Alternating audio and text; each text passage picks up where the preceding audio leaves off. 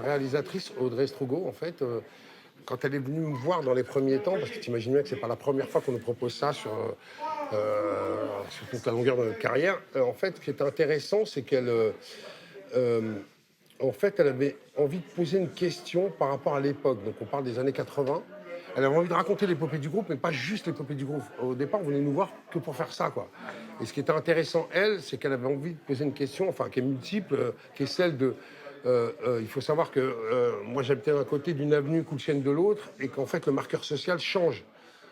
Ça, l'époque, enfin, tout ce truc, toutes nos tribulations, mais à travers ça, poser une question sur l'époque. C'est ce qui m'a plu dans son projet, quoi. Elle n'était pas juste dans un truc de fan base, ok, on va vous raconter, quoi. Et puis surtout, si elle avait, tu vois, par exemple, là, on a fait la série derrière, dont on ne connaît pas encore le nom, qui risque de s'appeler Le Monde de demain, mais c'est pas sûr.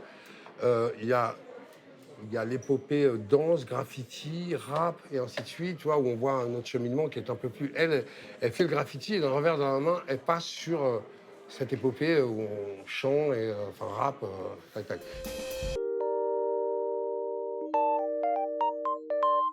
Moi, je trouve que ce film est un engin, mais je suis sérieux, hein.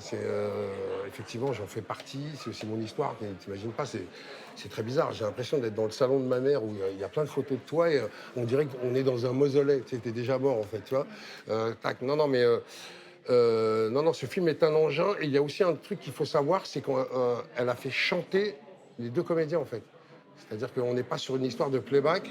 Il y en a un qui s'appelle Théo Christine, qui est martiniquais d'ailleurs, qui joue mon rôle et tac, et les mecs, donc il y a plus d'un an et demi de prépa parce qu'ils sont pas du tout musiciens, voilà, et ils ont été très généreux.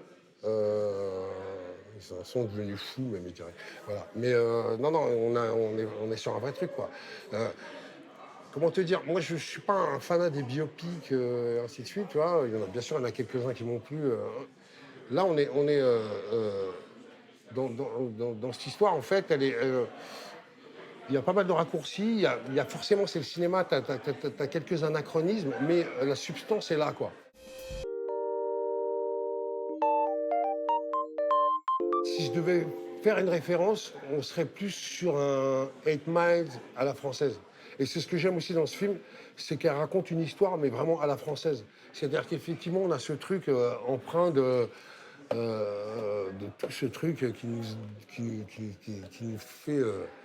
qui nous met les étoiles dans les yeux, l'histoire, tu vois, l'Amérique, le machin, tac, mais on comprend que ça se passe en France et pas ailleurs, voilà. Mais ouais, je dirais, s'il y a une comparaison à faire, on serait plus sur du 8 Miles, mais comme je dis, à la française, quoi. Voilà.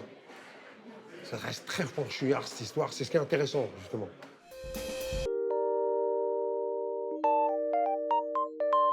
Honnêtement, non. J'ai eu une période où je regardais Parole pourrie beaucoup, tu vois, des choses comme ça, mais non, mais par contre, comment dire, j'ai cette réflexion de temps en temps de me dire, mais pourquoi ils ont pris un acteur africain pour jouer ça, ou pourquoi, tac, alors que je sais qu'ici, il y a un vrai vivier de gens qui jouent, tac.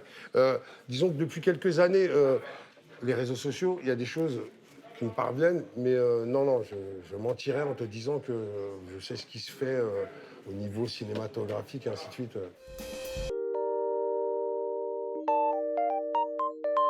Je suis en train de, je suis en train de monter une pièce avec un de mes papas théâtre qui s'appelle David Bobet, où on est parti, c'est une lecture, et on est parti sur une base de Léon Gontran Damas qu'on voudrait faire arriver jusqu'à de nos jours. Euh, Est-ce que je m'inscris Écoute, c'est quoi, ça me rattrape en fait, hein. Quand j'ai fait la route de la soif, c'est pas moi qui ai pris la décision d'aller poser mon Barnum là et faire.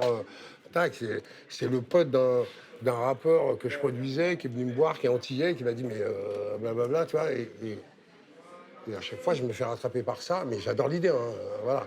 Euh, donc, écoute, on verra les switches que me propose la vie là-dessus, mais j'adorerais venir.